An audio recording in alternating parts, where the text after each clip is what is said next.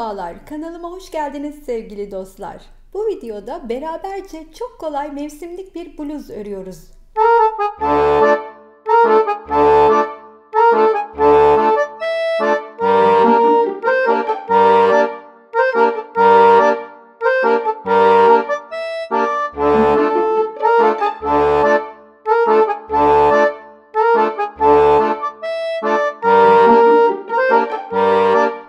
O kadar kolay ki yeni başlayan örgü dostlarım bile bu bluzu benimle birlikte örebilirler.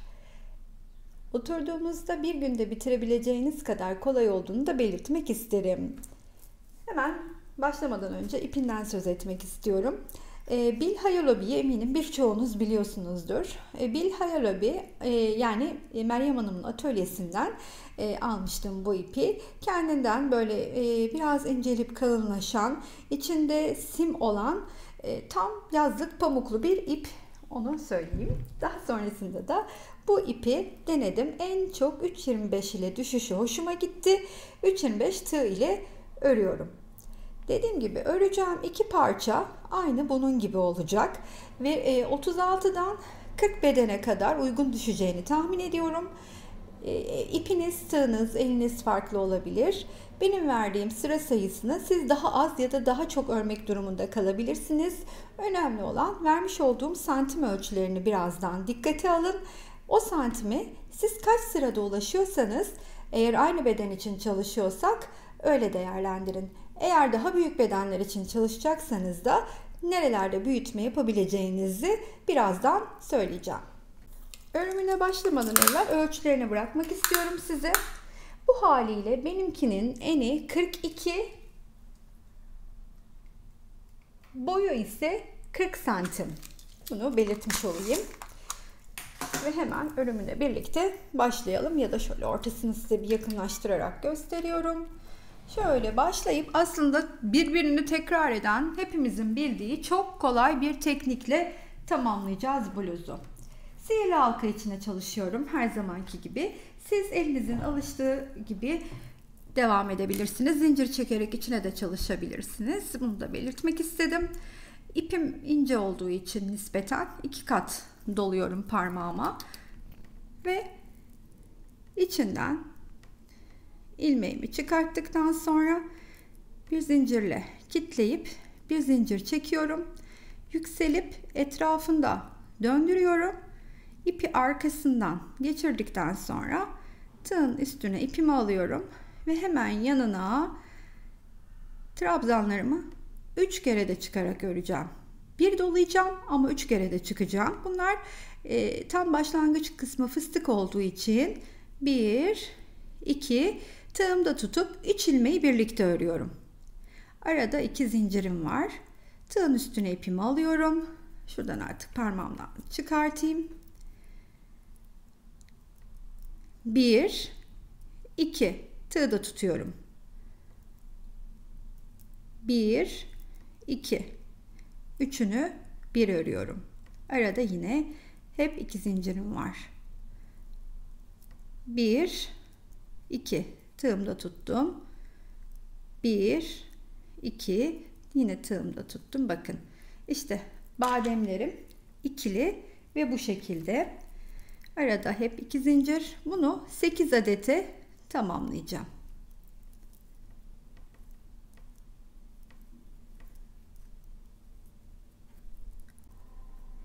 2, 4, 6, 7'yi ördüm. Şimdi 8. sonuncuya geldim yani.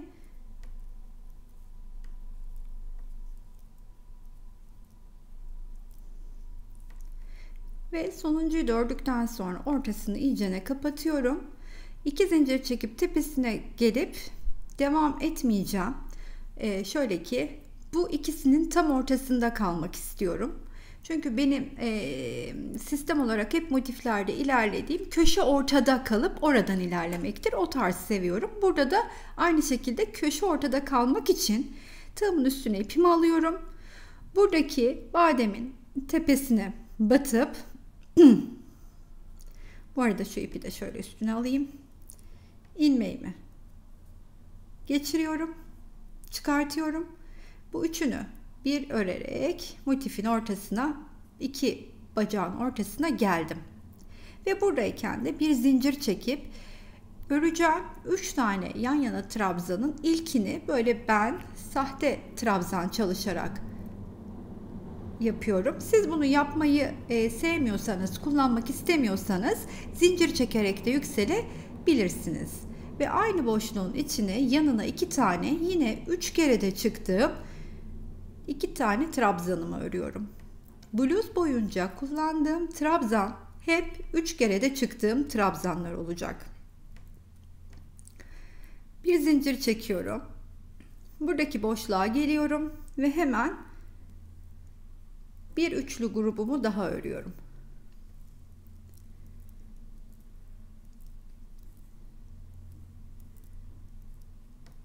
Bir zincir çekiyorum.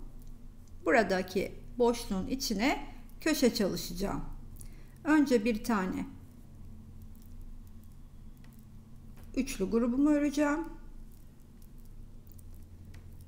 Yine aynı boşluğun içine öreceğim ama arada bu defa 2 zincirim var. Köşelerde 2 zincir, normalde aralarda bir zincirle bütün parça boyunca devam edeceğim.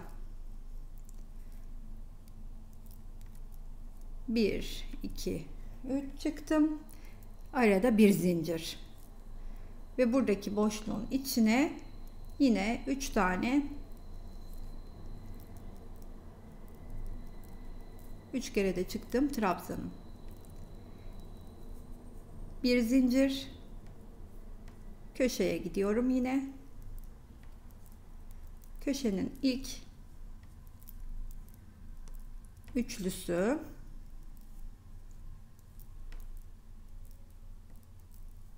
arada 2 zincir, köşede olduğum sürece hep 2 zincir, diğer kısımlar bir zincir.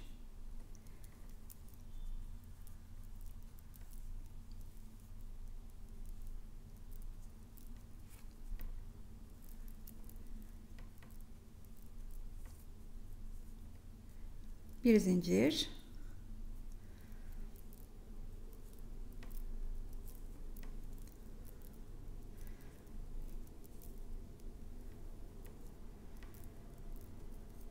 bir zincir, köşedeyiz yine.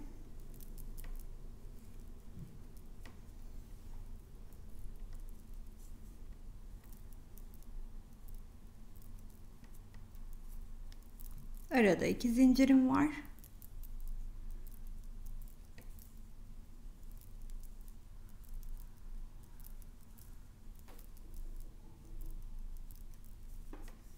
Bir zincir, son boşluktayım.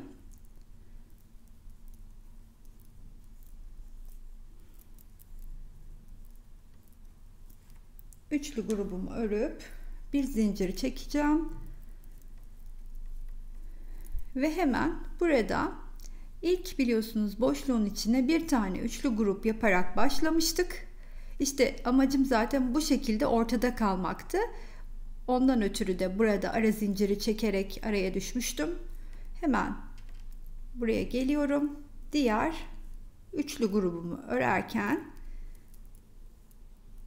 bir üst sıraya da çıkacağım. Bir üst sıraya da yine aşağıda yaptığım işlemi yaparak çıkacağım. Yine ortada kalmak istiyorum. Bütün bluzun parçası boyunca da aynı şekilde ilerleyeceğim. Bu defa bir zincir çekip, arada 2 zincir olduğu için köşede bir zincir çekiyorum ve hemen bunun tepesine batıp kaydırarak ortaya geldim. Ve yine köşedeyim. Siz burada zincirle de yükselebilirsiniz. Yanına da bütün artık parça boyunca yandaki işlemleri yapmadan evvel kocaman bir kare parça öreceğiz. Ben şimdi size kaç sırada ördüğümü biraz evvel ölçüleri verdim. O ölçüye kaç sırada eriştiğimi de söyleyeceğim. Ama sadece bu göbek kısmının da ölçüsünü vereceğim. Bundan sonrasını galiba çok da birlikte örmemize gerek yok. Bütün bluz boyunca gördüğünüz gibi aynı işlemle devam edeceğiz.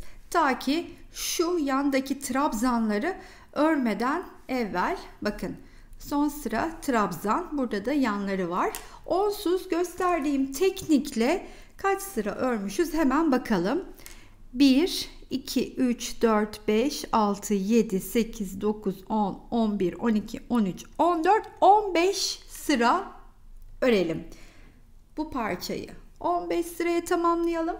Ve 15 sıradaki ölçümü de ayrıyetten bırakayım size. Benim 15 sıradaki ölçüm 36. Küçük beden örüyorum. Bunun altını çizmek isterim. Büyük bedenler burada da ilk buradan parçayı büyütmeye başlayacakları için benim bu 15 sıra yaptığımı 16, 17, 18 kendi ölçülerine göre çoğaltabilirler. 15 sıra üçlü gruplarımın örümünü bu parçada da tamamladım. Şimdi bir sıraya çıktığımda artık diğer parçada göstereyim. Trabzan örme sırasına geçeceğiz. Trabzanlarımızı her bir trabzanın üstüne bir de bu bir zincir çektiğim boşluklara öreceğiz. Köşede 2 ikili trabzan, 2 zincir, 2 ikili trabzan mantığına devam edeceğiz. Yine aynı şekilde yukarı çıkıyoruz. Bir zincir çekmiştim. Tığın üstüne ipimi aldım.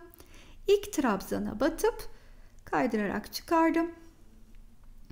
İçinden geçirip ortaya geldim. İlk trabzanımı böyle yalancı trabzan şeklinde ördükten sonra yanına bir tane ikili trabzan örüyorum. Çünkü artık dediğim gibi köşe, bu sırada köşede 2 ikili trabzan, 2 zincir, 2 ikili trabzan olacak. Her bir trabzanın tepesine de bir tane ikili trabzan dedim, yanlış oldu. 3 kere de çıktığım trabzanlar olacak.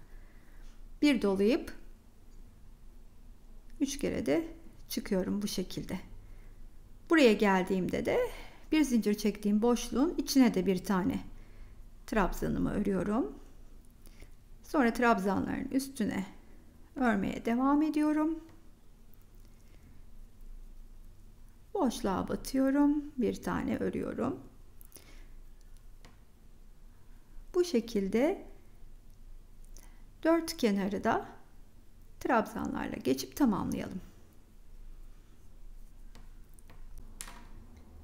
Bu trabzanlı sıranın da sonuna geldim. Biliyorsunuz 2 tane trabzan örerek başlamıştım. Bu köşenin diğer 2 tane trabzanı daha örüyorum. 2 zincir. İlk ördüğüm trabzanın tepesine batıp içinden kaydırarak çıkartıp ilmeğimi, ipimi keseceğim. Daha sonra bu ipi ilmeklerin arasında güzelce kaybederiz. Şimdi parçayı tamamladık. Artık yanlardan ve boydan bir büyütme yapacağız. Şöyle göstereceğim size hemen diğer parçadaki yaptığım işlemi. Bakınız, koltuk altı, şöyle biraz kadrajı da açayım. Kol altı, yanları ve etek ucunu çalışacağız. Bunun için de hemen önüme aldığım kare parçanın köşesini saymadan, köşedekini 1, 2, 3, 4, 5, 6'nın bittiği yerden örmeye başlıyorum. Aynı şekilde burada da bakın. 1, 2, 3, 4, 5, 6'nın bittiği o boşluğun ilk trabzanından şöyle göstereyim. Başlıyorum. Şimdi önüme alacağım, çalışacağım parçayı. Şöyle önüme aldım. Hemen şuradan saymaya da başlayayım. 1, 2, 3, 4, 5, 6. 6'nın bittiği yer.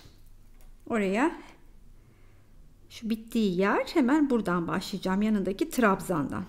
Şunun üstüne öreceğim. Burada da yine buluyorum aynı noktayı. 1, 2, 3, 4, 5, 6. Buradan doğru saydım değil mi? 1, 2, 3, 4, 5, 6. Evet. Oradaki trabzanın da tepesine batıp şöylecene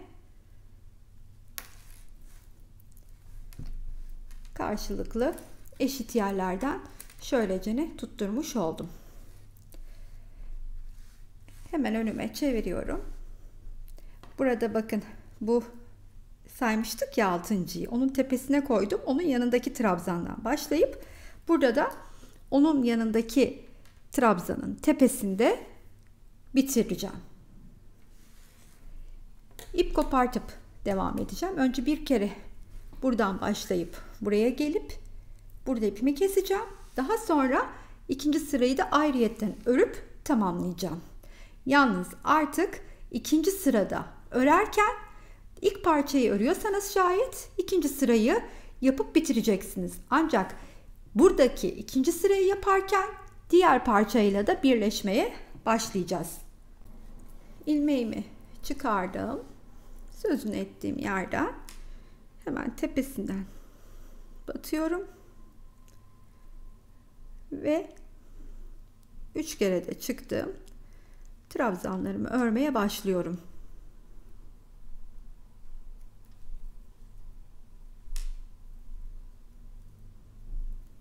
Her bir trabzanın üstüne 3 kere de çıktığım trabzanlar.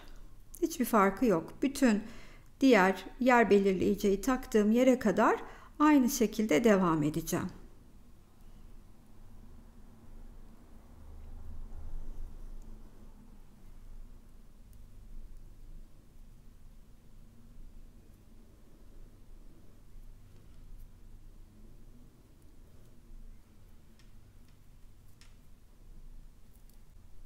Burada köşeye kadar geldim. Başladığım noktadan.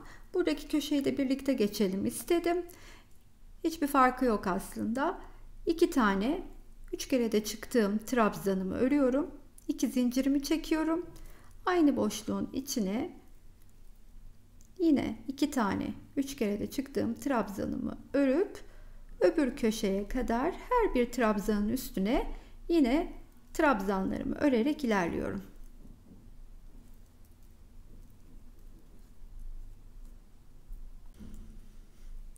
Buraya kadar geldim. Birlikte tamamlayalım istedim. Hemen son 2 trabzanı da örüyorum. Bakın buradakini de örüyorum. Daha sonra kitleyip yine ipimi güzelce keseceğim. Ve artık eğer normalde bu benim ilk parçam olsaydı ki siz benimle birlikte muhtemelen şimdi ilk parçayı örüyorsunuz. Hemen gelecektim buraya. Ama nereden başlayacağım? Bakın buradaki ilk trabzanın tepesinden değil, ikinci trabzanın tepesinden örmeye başlıyorum. Geliyorum, örüyorum. Aynen buraları aynen örüyorum. Başladığım noktaya geldiğimde de yine bir yanındaki trabzanda burada tamamlıyorum.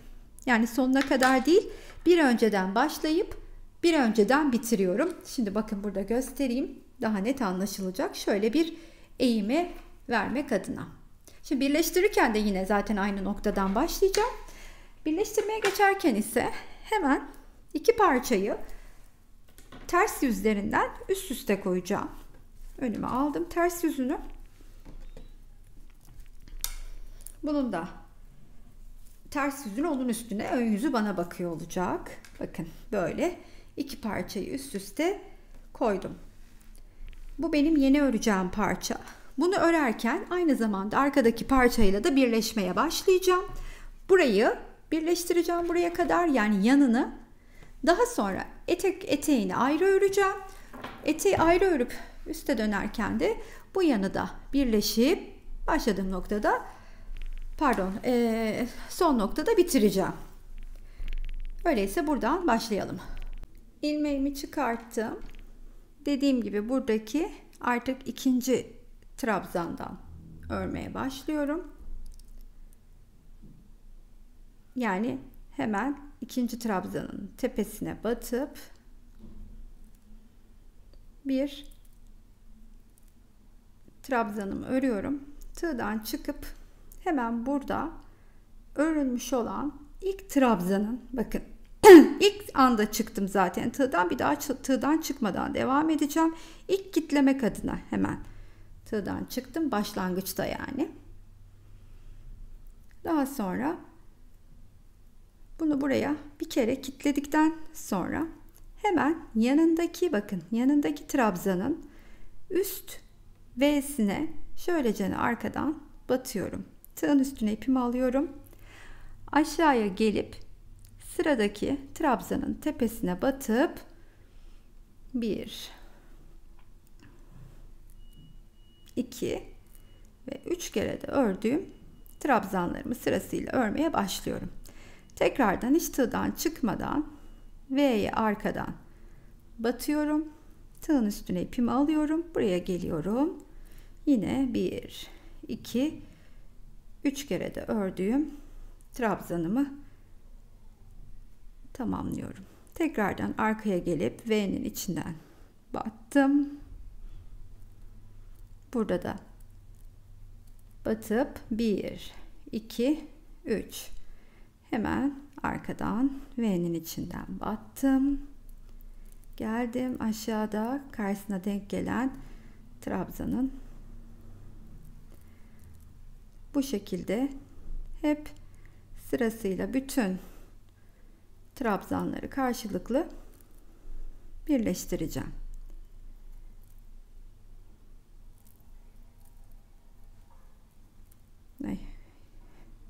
Yanlış oldu çünkü 1 2 ve 3 hemen üstten battım. Şimdi bunu aşağıya kadar aynı şekilde devam ettirelim.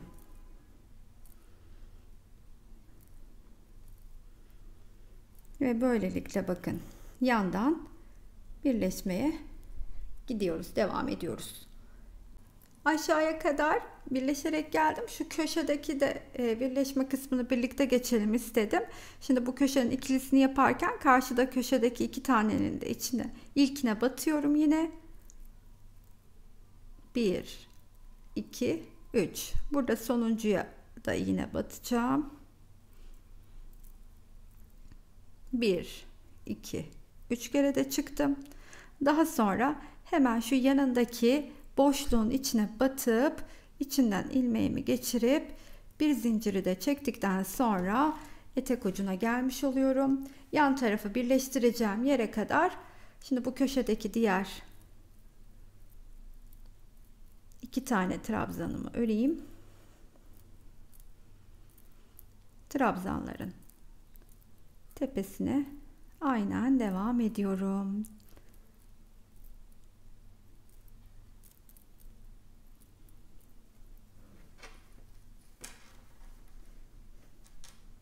Bu etek ucunun diğer tarafına da geldim. Artık bu yan iki tarafın birleşmesini yapacağız. Bunun için de buradaki köşenin iki tane trabzanını ördüm.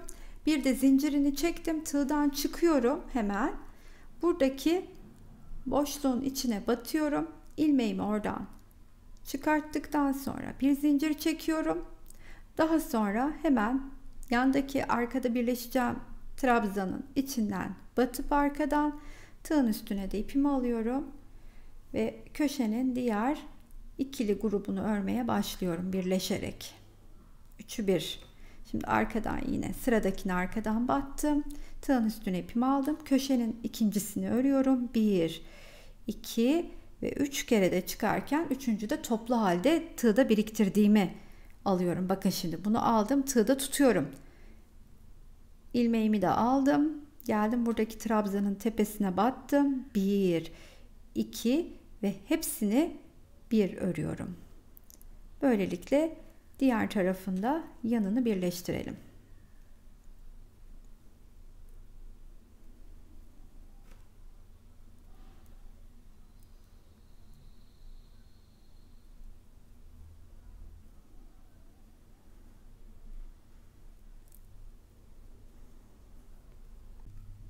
Buradaki sonlandırmayı birlikte yapalım istedim. Son 2 tane trabzanımız kaldı birleştireceğimiz. Battım yine B'sine şöylecene. Tığımın üstüne ipimi aldım. Burada sıradaki trabzanın üstüne batıp ördüm. Son trabzandayız artık. Arkadan son trabzana batmak biraz zor olabiliyor. Hemen ona batıp tığın üstüne de ipimi alıyorum. Burada bir tanenin öncesinde başlamıştık ya, öncesinde de bitecek. Burada bir tane trabzanınız kalmış olması gerekiyor. Bunu hatırlatayım.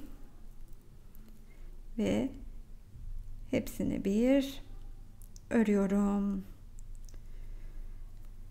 Daha sonra bir tane zincirimi çekip güzelce sıkıştırdıktan sonra da burada da ipimi kesiyorum.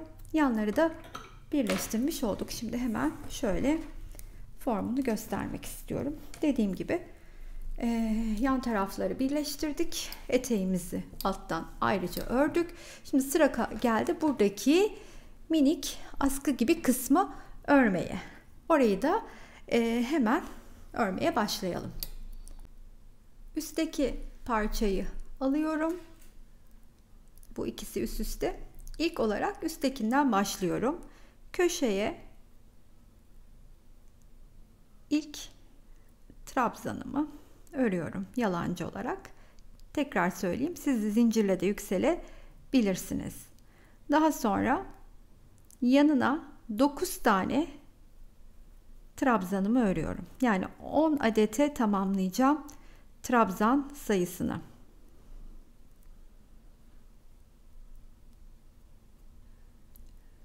Şunu da üste attırıp güzelce arada kaybediyorum.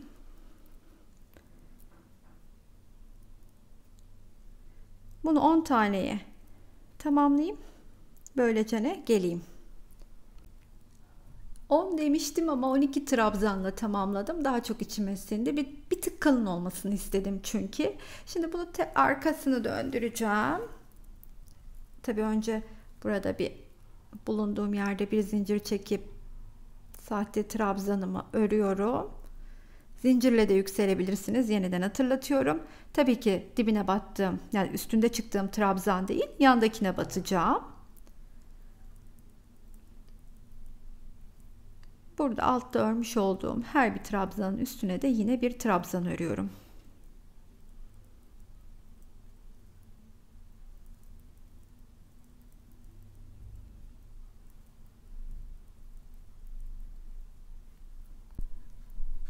Burada da yine son trabzanın tepesine örüyorum. Bir zincir çekip yükselip etrafında döndürüp hemen tersinden de yine çeviriyorum. Aynı şekilde her bir trabzanın üstüne bir trabzan örerek devam ediyorum. Ta ki toplamda 5-9 sıra, bunu 9 sıra, 9. sırayı örerken geleceğim. Ben şu anda 2'deyim, 9'da geleceğim. 8 sırayı ördüm. 9. sıranın yükselip ilk bacağını tamamladım. Bu parçayı alıyorum. Köşeden batıp bu ilmeğimi içinden geçiriyorum. Sonra tığımın üstüne ipimi alıp buradaki, bakın bunu böylece ördük ya, yanındaki trabzanın tepesine batıp trabzanımı yine örüyorum. Tığdan çıkıyorum. Bu defa yanındaki trabzanın içinden geçiriyorum. Şöyle, pardon. Evet, doğru. Hemen tekrardan batıyorum.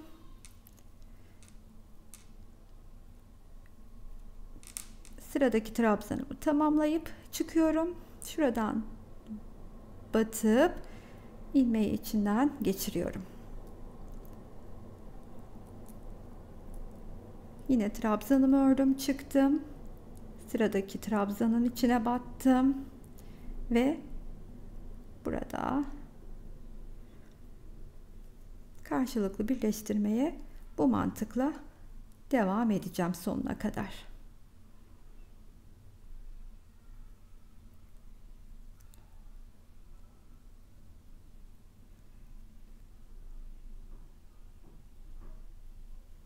Şöyle göstereyim de. Sonuncu trabzanın da tepesine burada battım. Arasından çıkartıp örüp artık son arkadaki trabzanın içinden batıyorum. İlmeğimi de geçirip içinden kaçırmadan yapsam güzelce de kitleyip burada da ipimi kesiyorum. Şöyle hemen göstereceğim size. İşte bu şekilde ördüm. Çok kolay, anlaşılmayacak hiçbir şey yoktur diye tahmin ediyorum. Şimdi burada yaptığımın aynısını ters tarafını çevireceğim köşeden başlayabilmek için. Buradaki yaptığım, göstermiş olduğum işlemin aynısını da buraya yapacağım. Askıları da tamamladıktan sonra şimdi yaka kısmını, kol etrafını, her iki kolunda bir de etek ucunu sık iğne örerek minik bir toparlama yapacağım. Bunu yaparken de 2,75 milim tığa geçiyorum. Yani yarım milim tığımı küçülteceğim. 3,25 ile örüyordum. 2,75 ile devam edeceğim. İlk olarak hemen ilmeğimi çıkartıyorum ve herhangi bir üst noktadan fark etmez batıp şu askı kısmının geçişini de görelim. Etrafını tamamen, yani şöyle ortalama şöyle başlayalım. Hatta şunu da yatırayım. Üstüne örerek devam edeyim. İlmeğimi çıkarttıktan sonra şöyle ortalama bir noktadan batıp sık iğnelerimi örmeye başlıyorum.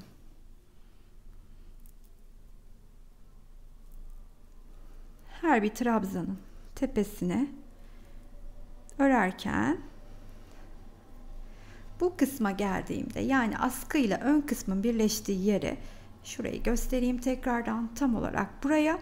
Şimdi bu noktaya ve şuradaki noktaya, 3 ayrı noktaya batacağım, çıkacağım, tekrar batacağım, çıkacağım, buraya da batacağım, çıkacağım ve üçünü bir örerek orada bir toparlama yapacağım. Yan tarafa, askıların olduğu yere geldiğimde ise her bir trabzan boşluğunun içine 2 sık iğne öreceğim. Daha sonra şuradaki dibine batıp bir sık iğne örüp yeniden diğer boşluğa geçeceğim. 2 sık iğnemi öreceğim. Tekrardan buraya battım, boşluğa geldim, 2 sık iğnemi ördüm, dibine battım,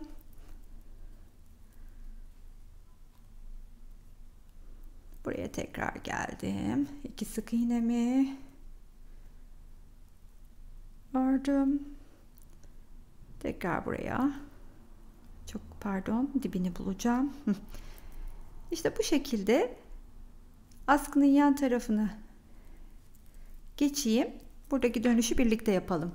Yani şöyle geleyim askıdan, şuradaki dönüşü de beraber yapalım.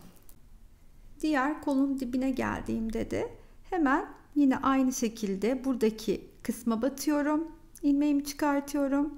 Bu battığı yere batıp ilmeğimi çıkartıyorum ve ilk trabzana batıp ilmeğimi çıkartıp üçünü bir örerek toparlama yapıyorum ki bu aynı işlemi diğer askıda da yapacağım. Daha sonra sık iğnelerimi örmeye devam ediyorum. Başladığım noktaya kadar devam edelim.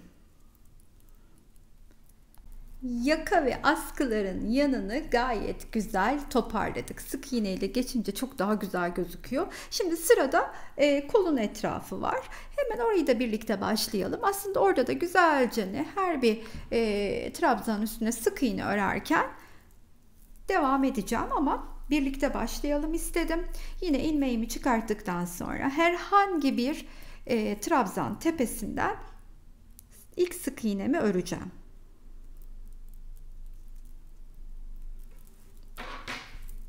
şöyle herhangi bir yerden batıyorum ve ilk sık iğnemi örüyorum. Daha sonra yanındaki trabzana, ve bu kısma geldiğimde şöylece şu kısımda kolda minik bir toparlama, kol geçişinde aynı askıda yaptığım gibi şu geçişte minik bir toparlamayı yapıp sırasıyla sık iğnelerimi belli aralıklarla örmeye devam ediyorum. Bu şekilde. Şimdi buraya kol altına geldiğimde de şuradaki boşluğa, trabzanın dibine batıyorum. Trabzan boşluğuna örüyorum. Daha sonra yine nizami bir gidişi bozmadan düzgünce sık iğnelerimi battığım noktalara örüyorum. Tekrardan trabzan boşluğuna geldim. İçine 2 tane sık iğnemi ördüm. Şuradaki boşluğa da battım. Döndüğümde yine şu kısma yaklaşıyorum. Ondan önce hemen şu trabzanın dibine batayım. Sonra buradaki trabzana da 2 tane öreyim. Daha sonra bu geçişte de önce buna batıp ilmeğimi çıkartıyorum. Sonra buna batıp ilmeğimi çıkartıyorum. Yanındakine batıp ilmeğimi çıkartıyorum. Hepsini bir toplayarak aynı şu kısımda yaptığım geçişi orada da yaptım. Ve bundan sonra başladım noktaya kadar. Şuradaki geçiş aynı. Şu askının olduğu yeri yaka kısmını toparlarken nasıl ördümse bu kısımda da aynen devam edeceğim. Sık iğne örerek başladığım noktaya kadar geleyim. Kolda da aynı, diğer kolda da aynı işlemi yapacağım. Tabii bu kısma gelip hani askının bu tarafındaki yerinde şu iç kısımda nasıl bir toparlama yaptımsa burada da aynı toparlamayı yapıyorum. Burada da bu köşeye batıp çıkıyorum. Yine buraya geliyorum. Dibine batıp çıkıyorum. Trabzanın içine de batıp çıkıp üçünü bir topladıktan sonra trabzanın içine bir tane daha sık iğne, sonra trabzanın dibine sık iğne, trabzan boşluğuna 2 tane sık iğne. Bu mantıkla da devam ediyorum. Bunu da göstermek istedim. Şöyle. Her iki kolun etrafı, yaka kısmı sık iğne ile geçtikten sonra sıra bluzun etek kısmında. Bunun için de hemen köşesinden başlıyorum. İlmeğimi çıkarttım. Şuradaki köşeden başlıyorum. Ve önce boşluğa bir tane ördükten sonra sık iğnemi her bir trabzanın tepesine de batıp sık iğneleri örmeye devam edelim. Başladığımız noktaya kadar. Bu köşeli geçişe geldiğimde birlikte örelim istedim. İlk boşluğun içine, köşe boşluğun içine bir sık iğnemi örüyorum. Daha sonra diğer köşe boşluğun içine de bir sık iğnemi örüyorum. Ve başladığım noktaya kadar aynen devam ediyorum.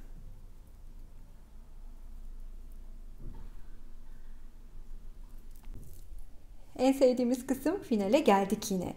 Bluzumuzu bitirdim, askılı bluz. Çok da tatlış ve şık oldu. Umarım üstümde duruşunu da beğenmişsinizdir.